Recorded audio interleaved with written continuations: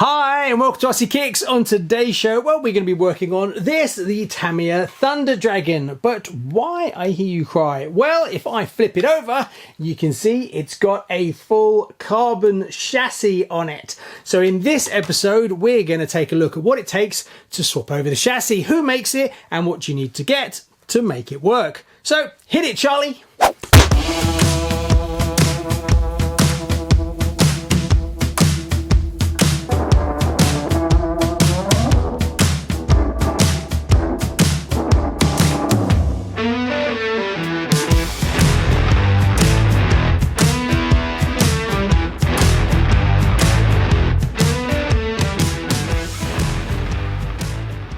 So just for the people that don't know, this is a Tamiya Thunder Dragon kit 58706 and it's the 2022 Riri. You're looking at about £180 in the UK for one of these, and today we're going to be looking at a chassis conversion that comes from Model Autosport. Now, this is not a turnkey solution. There is some bits and pieces that you need to get yourself, but you basically can purchase the chassis. Now, there's three chassis available for this one. There is the Pro chassis, which is this one. Then there's a LiPo, which basically means you've got the 2S LiPo sitting across the back here.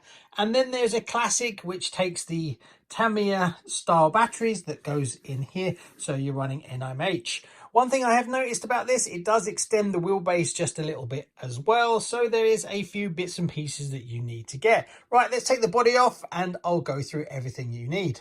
Now, this is a three-sided box kind of design where you get the bottom plate and the two sides. Obviously, you use all the rear aspect of the main kit as well as the front, and then you just change the main center section.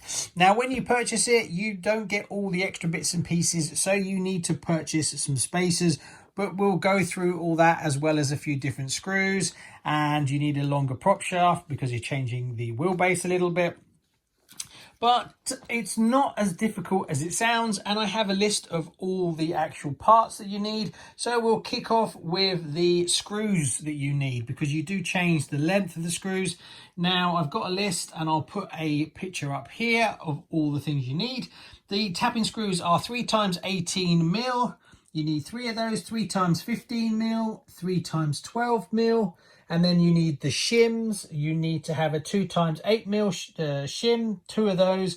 2x2mm, you need 3 of those. And 4x2.5mm, you need 2 of those as well. You also need this part here to hold the battery in place, and that is a 2x25mm shim for shorty lipo packs.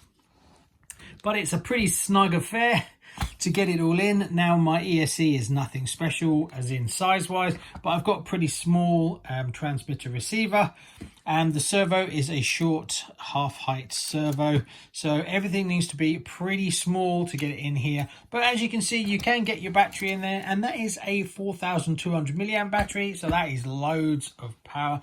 But your electronics are a little bit on the small size, but obviously I could change out the ESC. That's just what I had in the car originally, as well as the motor. Everything else is pretty stock. Now, there was a few things that I had to modify. Also, some other parts you're going to need. You see the little servo uprights, you need to purchase those as well.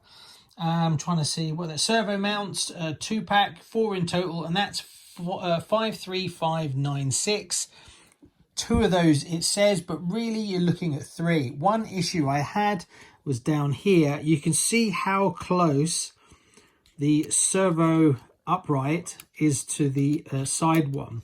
They're not the ones that came with this kit. The ones that came with the kit are these quite wide ones. You can see at the bottom here it's wider, and I couldn't make those work, so I rummaged through my parts bin and I found some standard ones. So if you want to spend a little bit more money, pick up a 3rd set. So that's 1 set for this side, another side that's 2, and then if you want to do that, 3, or if you want to rummage through your parts bin like me, just to get some normal ones, but for some reason these are much thicker. Or you could sand these down if you've got some way of doing it. So that was one issue that I had. Another one is you need a longer prop shaft. Now, I'm not overly sold. This does work okay, and the prop shaft doesn't fall out. But as you can see, it's a little bit longer than I would like. Now, there's two things that you can do to improve this. One is you can put something inside each end to basically center it, and you'll be fine. But if you're going to be racing it, that I would think needs to be a little bit longer. That is the one part that I have is the TAO2 prop shaft 9805901. But also you have to change the ends. You cannot use the kit ends that you've got here. That doesn't work. It just falls out. They're too big, because the prop shaft that comes with it is very different to this one. It's the loop sort of coat hanger style. So that will probably need a little bit of work as well. But that was the one that was recommended. It won't fall out. It won't come out at all, but it's just I'd like it a little bit tighter than that. So there might be a better option, but that's the one that is specified for the kit, and it does work. Obviously, you've got to change them out at each end, and I did find that the ends are different. This end is different to this one, so I had to adjust the shimming in here to make it work. Otherwise, it just wouldn't go in. But you can see it all works fine. I'll put some pictures up of what I did. So the thing you've got to remember about this kit is you're going to have to put a little bit of effort into it. Again, a lot with the screws, getting the right screws. It's not crazy difficult, but it's not a turnkey solution where you just basically buy from him and then you put it all together and it comes with all the hardware and everything. But if you've got a reasonable parts bin, then it's not that difficult. Also, you need these uprights. One good thing is it comes with a few different variants, and as you can see here, I have actually used one, and because it tilts over, that is perfect for holding the actual body in place. So when I put the body on here, I can just drop it down over that, and it actually works really well. So that's not in the instructions, that was just me messing about. So if you want to keep your drivers, you can, and that works fine. It doesn't cost you anything extra. The bolt that goes all the way through obviously is the one that holds the motor mount in place. You need to extend it to a longer one. So if you've got a reasonable load of screws and stuff like that, you can make it work, and it's not that difficult. But the actual quality of the carbon fiber and the lining up and everything is great. The steering wise, it's done like this. You actually have to be above. At first I made the mistake and put it below, but it goes in there. I also had to change out these. The actual part that was in the kit was too thick, this part here, so I swapped it out for some smaller ones. You can just see it's in there. That is not just a washer, it actually goes up inside to get the screw in.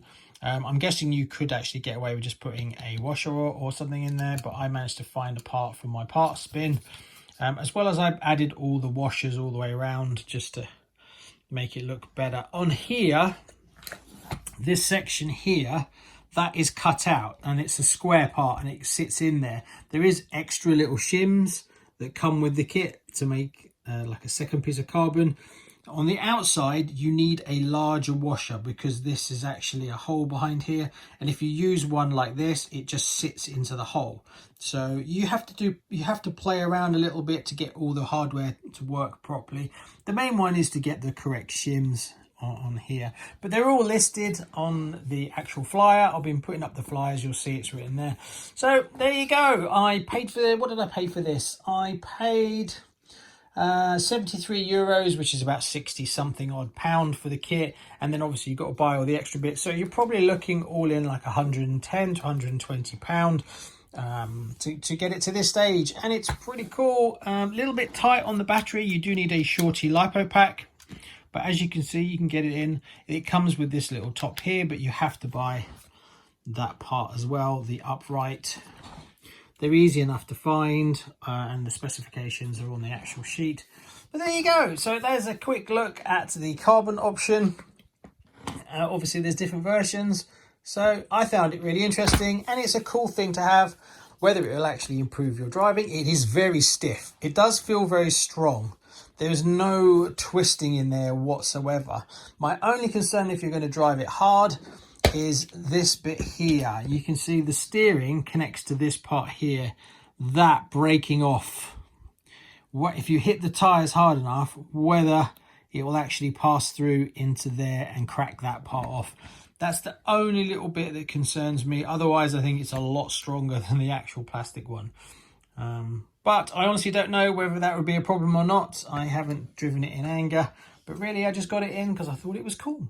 All in all, I was reasonably happy with it. Now, I wasn't sponsored, it wasn't sent to me, I actually bought it with my own money. So if you would like to help RCKicks bring more RC content to the likes of you, head over to RCKicks Patreon page, as there is loads of extra content that goes on behind the scenes, that all the patrons, as well as giveaways and all kinds of stuff.